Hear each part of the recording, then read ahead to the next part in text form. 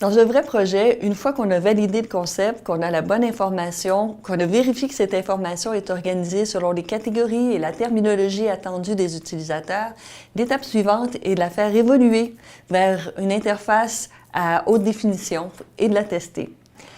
On peut faire différents types de tests, mais pour plus de précision, on préférera des tests neurophysiologiques. Un test physiologique accessible est l'oculométrie. Et David, ici, va nous expliquer un peu comment ça marche. Effectivement, un test oculométrique permettra d'obtenir rapidement un certain nombre de réponses, telles que est-ce que l'utilisateur voit ce que l'organisation veut qu'il voie? Est-ce que son œil est directement attiré par l'information centrale? Ou est-ce qu'il se balade et tombe accidentellement sur votre information? Avant un test, qu'il soit oculométrique ou autre, il y a différents paramètres à définir. En l'occurrence, quelles sont les tâches que vous voulez analyser? Pour la démonstration, nous avons décidé d'analyser les tâches suivantes.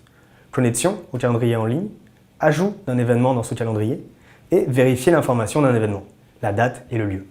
D'autre part, il faut savoir quels sont les critères de succès de vos tâches. En d'autres termes, à quel moment vous dites-vous que le participant a réussi les tâches? Cela peut être un événement précis ou bien un temps imparti. Ou encore, est-ce que le but du test est de valider le prototype, si ce dernier fonctionne bien, ou de le comparer au meilleur de sa catégorie, ce qu'on appelle benchmarking. Dans le second cas, il est important que le participant réalise les mêmes tâches avec un autre système afin de connaître la performance vis-à-vis de ce dernier. Finalement, il faut définir l'échantillonnage désiré. Un minimum de 6 est conseillé, mais dès lors que nous rajoutons des variations, l'échantillonnage se décuple. Une fois tous ces paramètres définis, il suffira d'avoir un oculomètre qui captera le regard de votre participant et le logiciel d'analyse qui est associé. Lors d'un test oculométrique, le participant est assis devant l'écran ordinateur. Ici, on a l'oculomètre qui permet de capter le regard en temps réel. Cet écran est d'autre part monitoré pour les besoins d'analyse et d'observation.